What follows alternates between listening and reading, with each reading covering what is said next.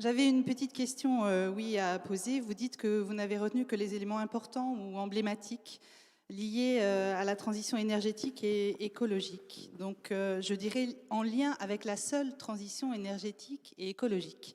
Donc, vous ne pouvez pas expliciter les actions puisque ce rapport est basé sur des chiffres 2019.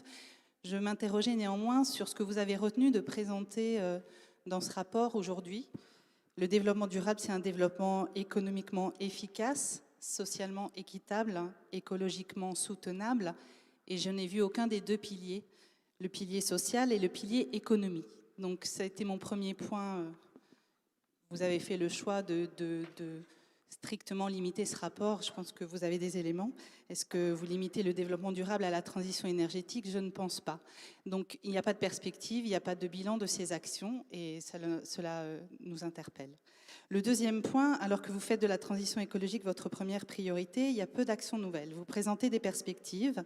Il me semblait que ce rapport, nous devions en avoir une deuxième version avec des perspectives plus détaillées. Je ne crois pas que ça vous a été possible. En tout cas, je n'ai pas vu de changement par rapport à la version que nous avons étudiée en commission.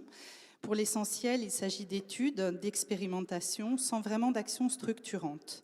Je vais relever 2 ou 3 exemples. L'étude sur le téléphérique, qui n'est pas dans le budget.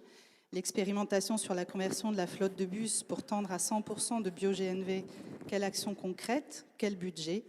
La labellisation sur le développement durable pour les écoles, il s'agit d'accompagner 2 écoles par an. La ZFE, pas de calendrier.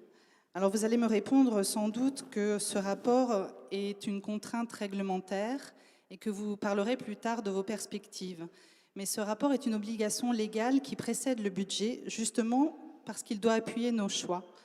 Donc ce rapport doit avoir, si vous y mettez des perspectives, une politique offensive parce qu'il a son utilité. Et pour pouvoir évaluer les actions, il faut hiérarchiser les priorités, préciser les budgets et définir des indicateurs. Donc soit vous êtes dans la continuité, soit vous êtes dans l'attente. Nous verrons dans 5 ans si cela suffit.